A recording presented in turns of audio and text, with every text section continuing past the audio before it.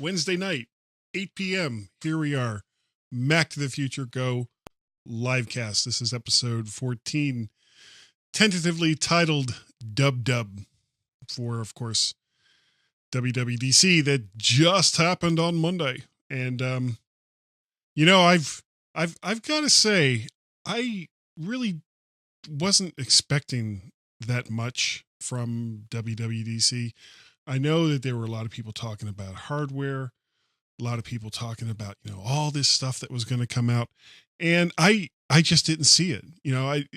If you look at the history of the Worldwide Developers Conference over the last 5, 6, 7 years, there has not been a whole lot of hardware that was released in just at all during the developers conference. It's a developers conference. It's mostly supposed to be about, the operating systems and the things that Apple creates for the developers to make some of the great software that we all know and love. And, as far as excitement goes, they kind of hit this one out of the park. I don't know how you guys felt about it, but it almost seemed like it was like bing, bang, boom, one thing right after the other, just coming at you. It was insane. Really enjoyed it, as you can probably tell.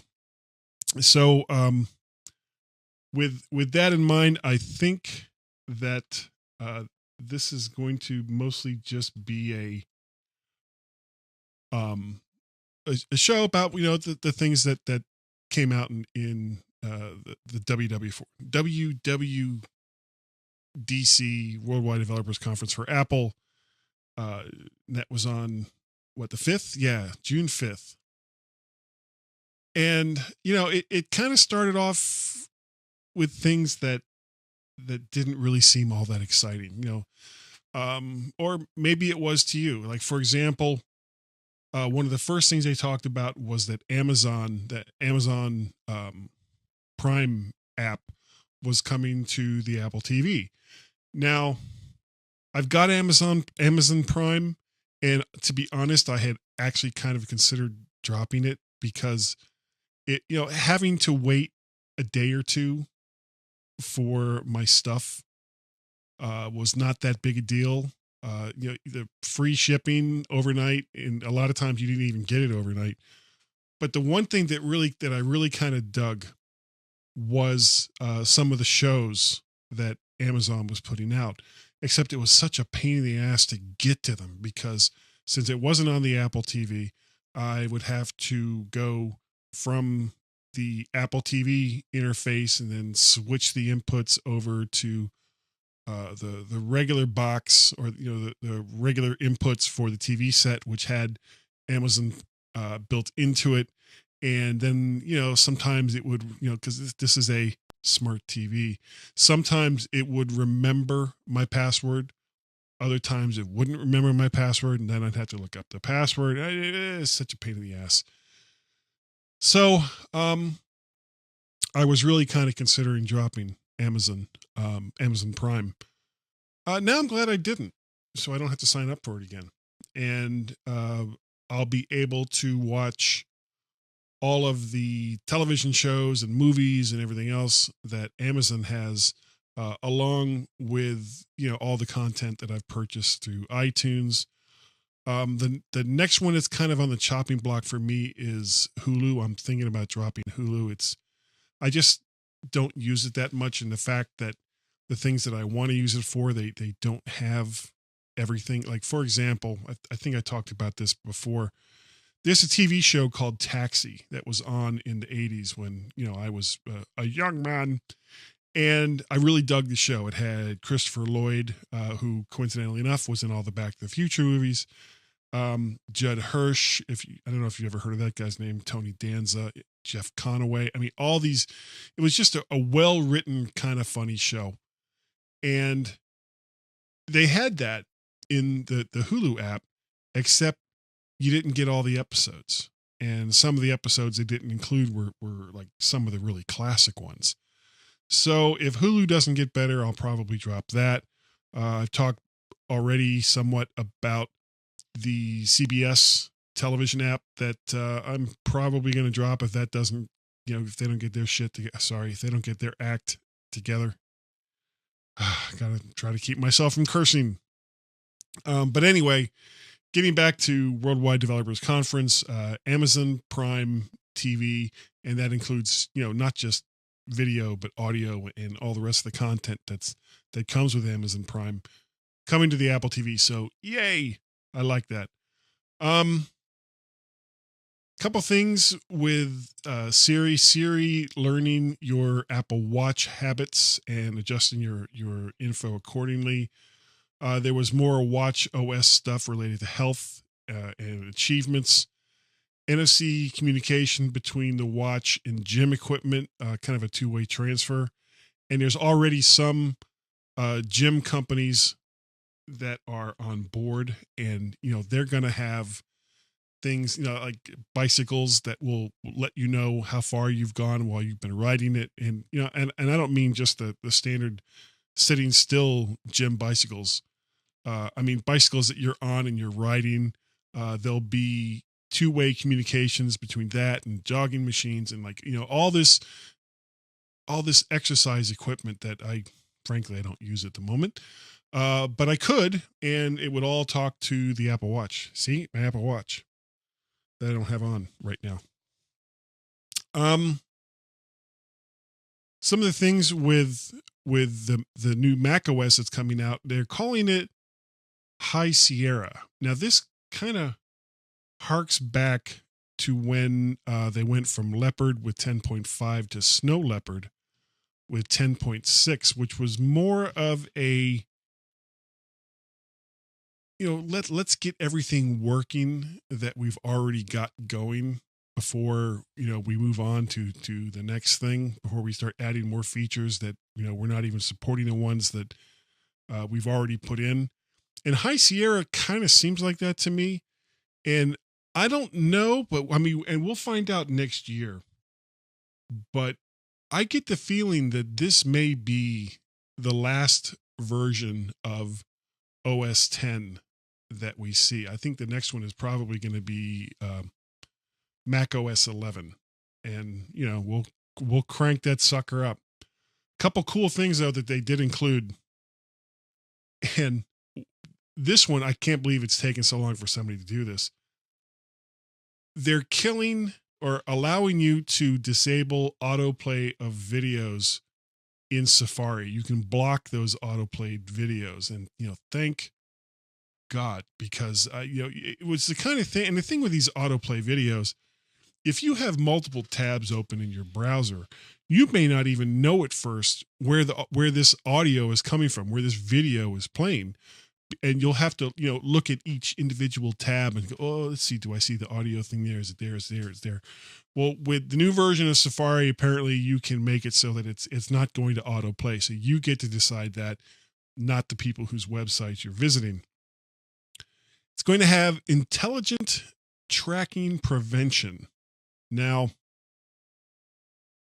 what this kind of means, and this is actually a really, really big deal, and I'm sure I'm not going to say this quite right, and you guys are welcome to correct me if I'm wrong, but on a lot of sites, the cookies, that's what they call them, cookies, that they give you when you visit their site will have trackers on them. And what these trackers do, it's not just tracking what you're doing on their website, it's tracking what you're doing after you leave their site and go to a different site, or maybe even to a different tab. It's kind of keeping track of what you're doing. This is partially how they're able to, like, say you're in Amazon and you're looking for shoes, for tennis shoes, and then you go over to this other site and you're looking at CNN or whatever, and all of a sudden there in the sidebar, you start seeing ads for shoes, and you sit there and go, how did they know I was looking for shoes? They knew because they had a tracker on you and saw that you went to this other site and looked for shoes. Well, what Apple's going to do with a lot of these is, and there are special rules that are built up with it. cookies, I don't believe, are allowed to stay on your system longer than 24 hours, something like that. I mean, I would have to go back and I'm not a coding geek. I just know that the fact that Apple is preventing these trackers at my discretion, if I don't want to have them doing this, I have something that I can do about it. So I'm happy about that. But however, there is one really big thing that's going to happen with High Sierra, and that's the new Apple filing system, APFS, Apple filing system. And they've been using HFS Plus for a really, really long time. And when HFS Plus first came out, it was huge. It was really, really great because the previous filing system that they had was really meant for the like early days of the Mac, where your file sizes were huge in comparison to the amount of storage that you had or the amount of RAM that you had, because they really weren't sure exactly where things were going to go. So it took them a while to kind of figure it out. And the filing system somewhat reflected that. When they went from systems, it was after System 6, which was kind of like the real classic Macintosh operating system that you used to see in like the original Mac and the Mac Plus and the SE and all of those. When they went from System 6 to System 7, 8, and 9, at some point during this process, they introduced HFS Plus. Now, what HFS Plus did was it reduced the size of the files that were being stored on your computer. Let's say you've got a document, a text document that takes up like 100K of space. It's a 100K document. Well, when you look at it on your computer, the amount of storage that it's taking on whatever your storage medium isn't going to be the same as that 100K file size.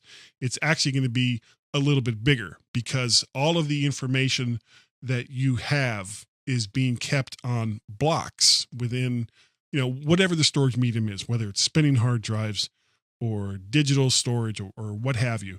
It takes up a certain number of blocks, physical blocks on these drives, in this storage medium. And HFS Plus was much smaller in the size of the blocks, which meant that you could fit more on to whatever the storage medium was as compared to the previous file system. Well, APFS, the blocks are even smaller, so you can fit even more on there. And what's even better is that APFS was created with digital storage in mind. Things like SSDs and cloud storage and everything else that we're doing now as compared to using these big clunky mechanical drives. APFS will take us into the future.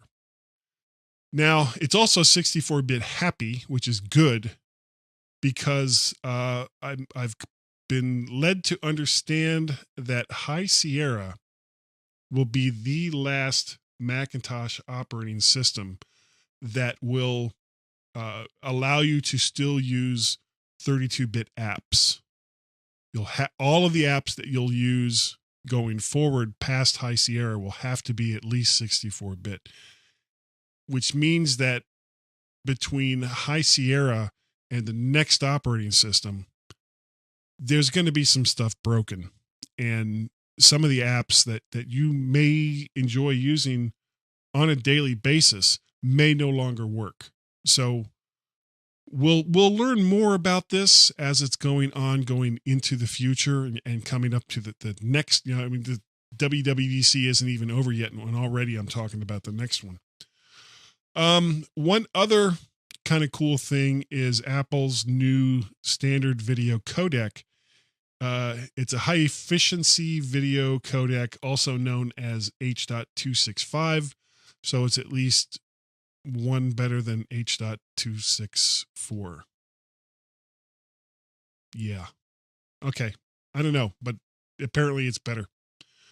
There's a new version of Metal, which is Apple's GPU access environment. potentially, and again, potentially 10 times faster.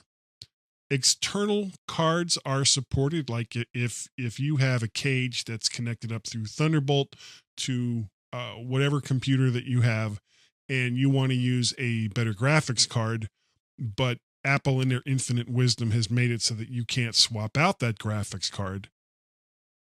Well, you can use this external cage and you can give yourself more memory, better cards, faster processors. This was kind of the promise that we had with the 2013 Mac Pro trash can that just never really panned out. It just seemed like they talked about it, but nothing happened. Well, now it looks like there's a little more action, and something like this will happen. However, now, okay, we kind of slid past that. Some of the big things that happened: new iMacs all the way around. iMacs using Kaby Lake processors with up to 64 gigs of RAM on the 27-inch 27-inch iMac. I think the 21.5 has a max of 32. I could have that wrong. They all have standard Fusion drives, and you can get up to 2 terabytes of storage with SSDs, the blade storages. I got a funny story about that I may or may not tell tonight before it's all done. The 21.5-inch is getting the latest integrated Intel graphics on the low end, but you can also get Radeon Pro 555 and 560 discrete cards with up to 4 gigabytes of VRAM. The 27-inch, you can get the Radeon 570, 575, and 580 cards. And I mean, it's all good. I mean, I was watching these machines get rolled out, and I was really, really impressed. So all the iMacs, the MacBook and MacBook Pros were all updated with faster processors. But the really, really cool thing that happened, and I know you guys know where I'm going with this, there was the iMac Pro. Now, there had been a lot of speculation that this was going to come out. I wasn't sure that they were going to do it at WWDC. I figured they may have waited until, I don't know, July, August, as it was getting closer to the fall to announce it. But they've pre-announced now the new MacBooks and MacBook Pros and the iMacs. Those are all ready to purchase now. They were like, they hit the button on those as soon as the keynote was over. You can go and buy any of those machines now. iMac Pro, you'll have to wait until later on in the year. Real quick, it doesn't look like I'm seeing any comments here. Are you guys? I know there's at least 5 people watching, but I don't know if there's any comments. I'm going to do a quick refresh. Yes, there are some comments. I don't know why they're not coming up automatically. All right. So David Ginsburg says he bought one. Let's see. What did you buy, Dave? Let me know. Marcus Benjamin, didn't Google come out with H265? No. Marcus Benjamin also said, oh, come on. How come it's weird. I'm looking at this. You know what? I'm going to do something real quick here. I'm going to open up a Chrome browser because that was on Safari. And I don't know if Safari is updating the comments like I want them to. So I'm going to go to Chrome. Now I can't quit Safari because that's how I started the live stream. But see, I got to wait for all these other windows to open up. Anyway, so while I'm waiting for okay, there we go. I was going to say, while I was waiting for that,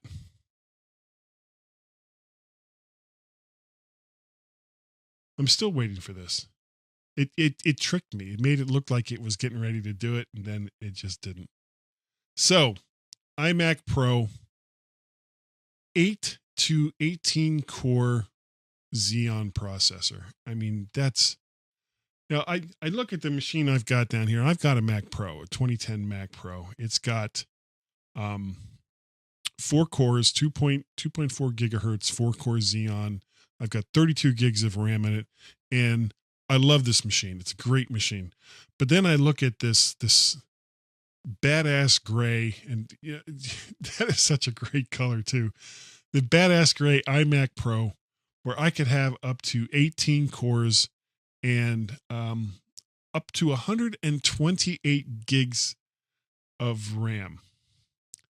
128 gigs of RAM. I mean, is there any way that anyone that's watching this could afford an iMac Pro, which starts at $5,000, by the way? Come on. Oh, this is making me crazy. Stop jumping. So, yeah. Let's see. Continue watching. More settings. I want to go full screen. Oh, it's so frustrating sometimes dealing with this stuff, especially with Facebook. But how come I can't see? I go full screen and then I don't get to see the comments, so I have to quit that. All right. Well, for whatever reason, it's not letting me see all the comments, and I don't know why. So I'm going to miss some of them. I'll try to keep up with them as it's going. Warren Sklar says that Ed bought 2 iMac Pros. Yeah, sure he did, Warren. Wouldn't want to afford it. So, David, you did buy an iMac. You couldn't have bought an iMac Pro already. I don't think they're out yet. So you must be talking about either MacBook Pro or something else. Let's see. I had a Mac Pro 5.1, 8-core, 2.8, 32 gig RAM for 2 weeks. Loved it to bits. iMac Pro can blow up. Yeah, this new iMac Pro, this thing is a freaking beast. And there is no way that anything that came out in 2010, I don't care how big of a machine it is going to be able to match this thing. But like I was saying, 128 gigs of potential RAM, 4 Thunderbolt 3 slots. I mean, it's got slots up the yin yang. It's got, 10 gigabit Ethernet ports, starting at $5,000. Incredible. Before we go too much farther, I think we're going to take a little break here before we get to the rest of the stuff that I saw at WWDC. So everyone hold on just a minute and we'll be right back, y'all.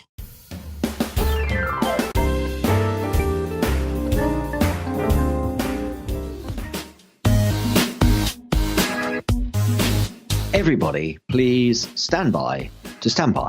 And, we'll be right back. And welcome everyone back to the mymac.com podcast. All right, so let's carry on. But I'm still laughing about something that happened just before we started recording, and we're going to talk about that right now. I don't know if you heard, Guy, but Sal's going.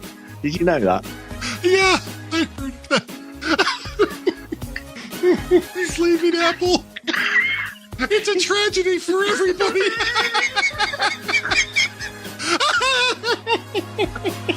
Oh dear, this is not going well, is it? We are so childish. We are. Really are. It's the G-Men on the mymac.com podcast.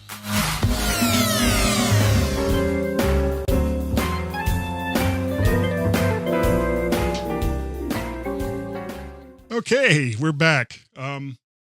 David answered my question. What he bought was the MacBook Pro 2.9 Kaby Lake with a 512 gigabyte SSD and 16 gigs of RAM. Nice.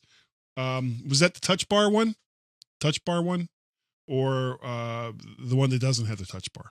I guess is the only other choice.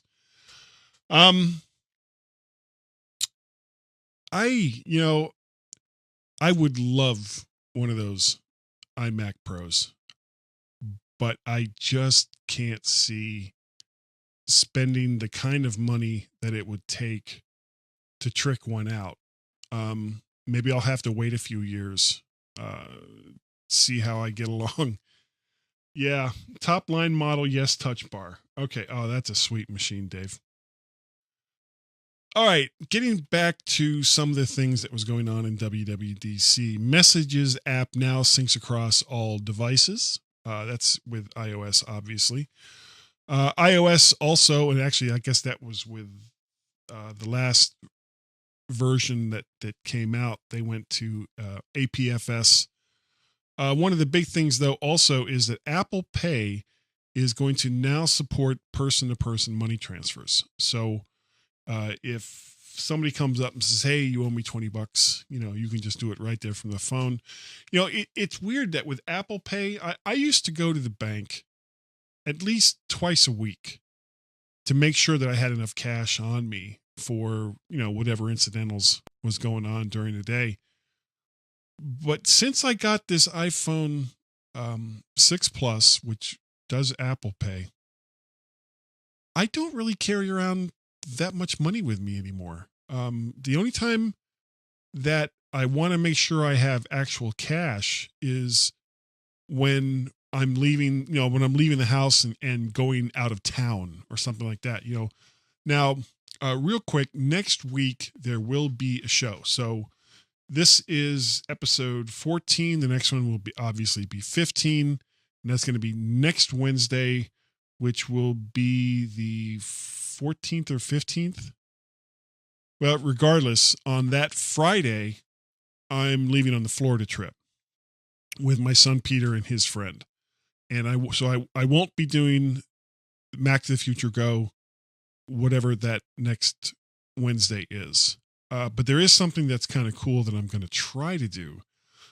While I'm driving down I-95, I'm going to attempt to record through Skype a podcast with Gaz over in the UK as I'm barreling down the highway at however fast I happen to be barreling.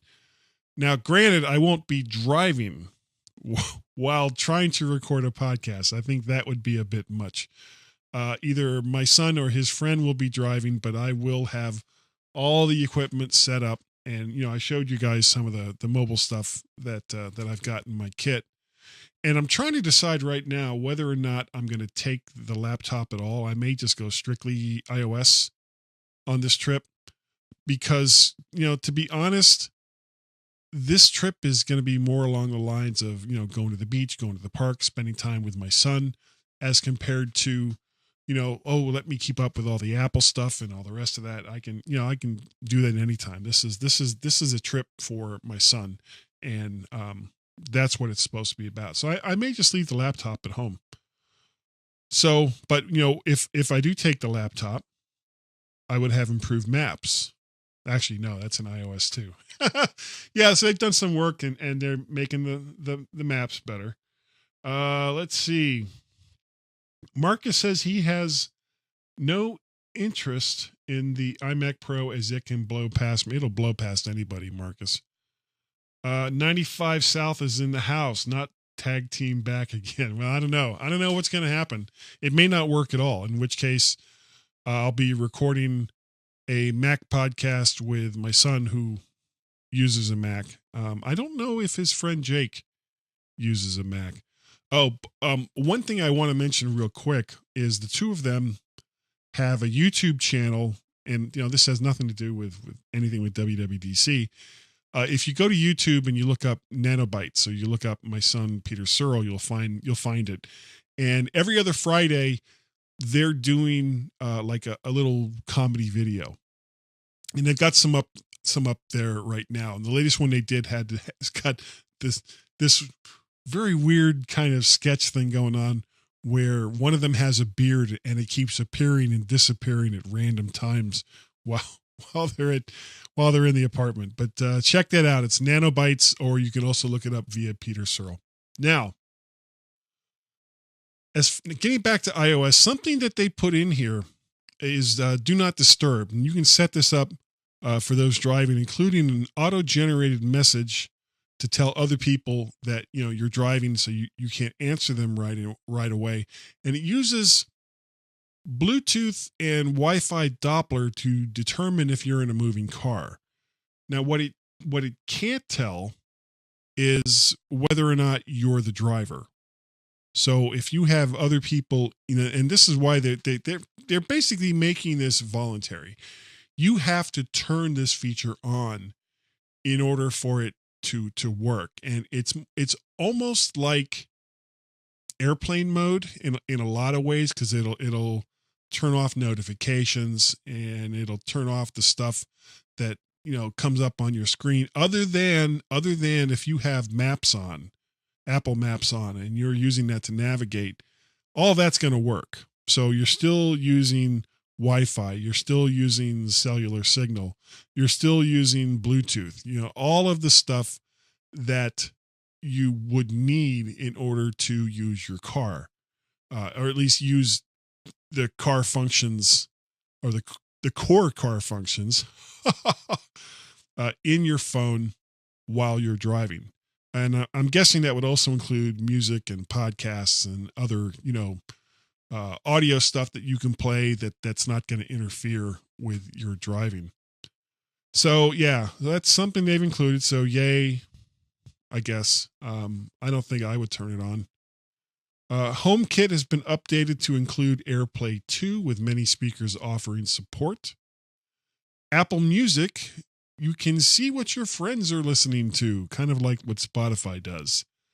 And this almost seems like an extension of Apple's, like this is almost like another attempt by Apple to set up social engineering with music and other content that you get through iTunes. I don't know, Apple does a lot of things well. Social media is not one of them. I don't know why. They've had God knows how many shots at setting up some kind of social media network. And I don't know if they're just late to the party, where somebody else has already set up and has most of the attention, or if it's just that the service itself isn't that good or isn't that compelling to get people to use it over something else. Maybe it's a combination of those. But yeah, they keep trying with social media, and I just don't think they do it very well.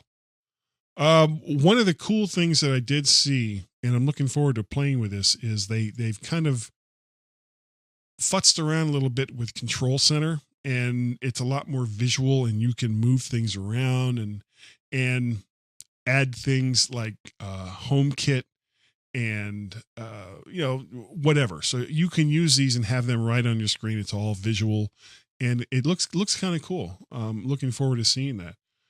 Marcus says that he used and liked Ping in iTunes. Somebody had to. To be honest, I used Ping a couple of times myself. Didn't really see the point of it.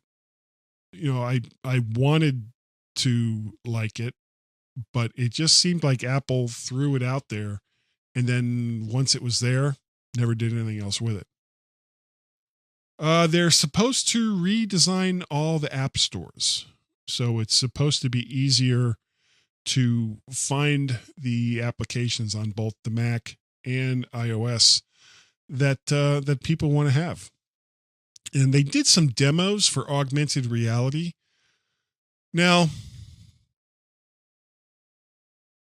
Samsung and Google and quite a few other companies have played around with virtual reality quite a bit. Remember the Google glasses and things along those lines.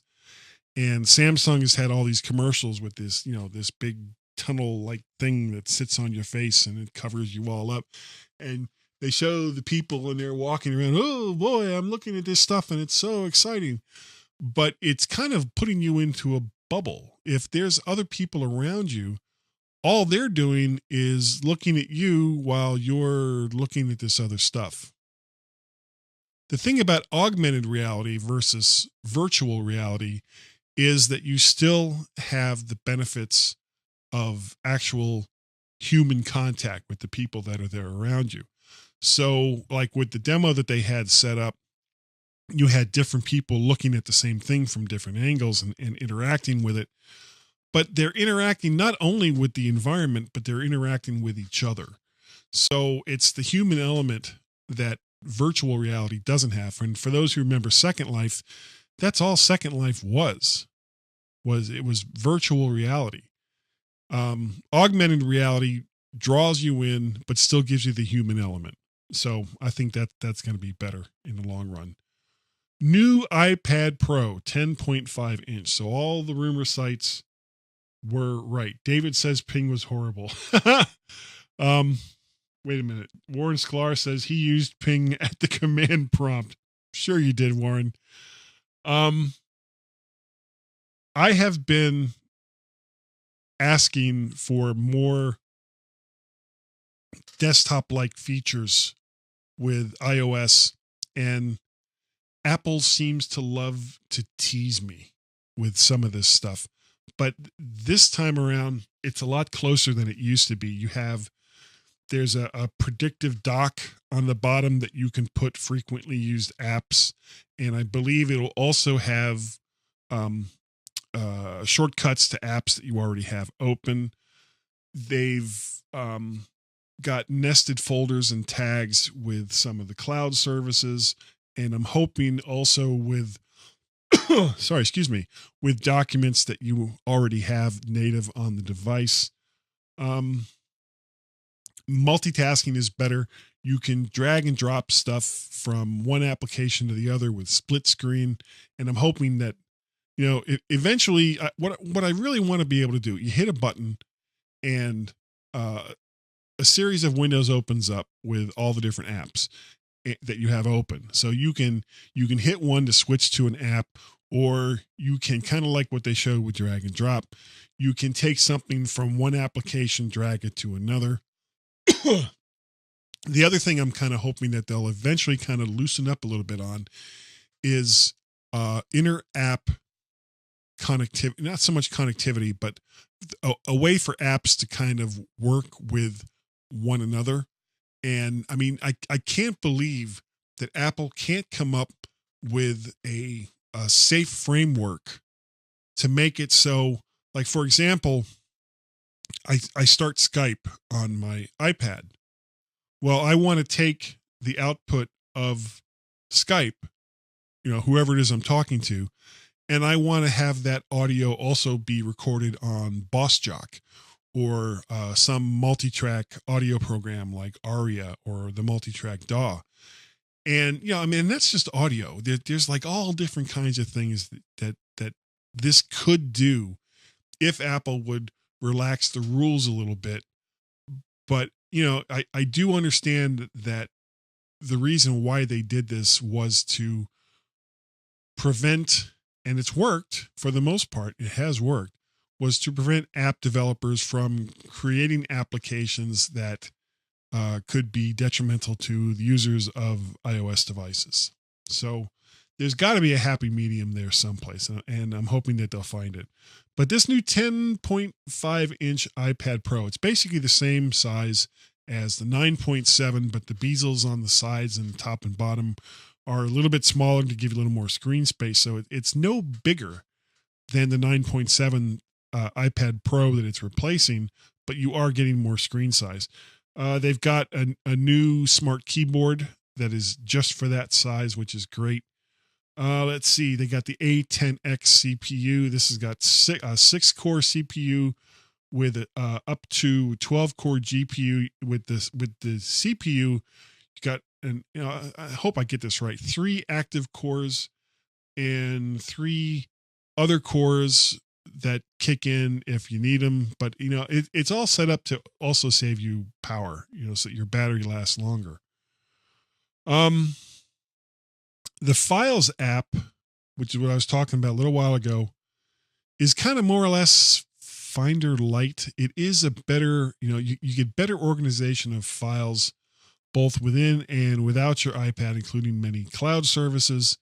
So you've got some cool multitasking choices and this app stock. The last thing that they showed was the HomePod, which is this new Apple speaker. It's voice controlled with Siri. Very much like the Amazon Echo and the Google, whatever they call the Google device. However, unlike those devices, it's not actually listening to the things that are going on around it until you use a trigger word. And this is important to me because it shows me, once again, Apple understands that going forward, the things that are going to become more and more important is going to be user privacy and the protection of their users and of their users' information. It doesn't work like that with Amazon. It doesn't work like that with Google, because those are both services that need your information in order to, and I want to be careful here. They're not so much selling your personal information. They're not saying, Guy Searle has 3 cats named Jelly, Kismet, and Shadow. So let's use a picture of Shadow to try to get him to buy some cat shampoo, or something like that. It's much more generic than that, but it's still, in my mind, a little insidious, and I don't like it. I would prefer to make those kinds of decisions, whether I want to buy cat shampoo or whatever, and not have those decisions put on every single screen that I'm going to on the web. Anyway, so that was mostly it. Stop with that. Let's see. Warren says, stop with that Amazon Echo and Google Home. Don't listen unless you use trigger words. Sort of. They're still listening. They don't transmit. Unless you use those trigger words. At least that was my understanding of it.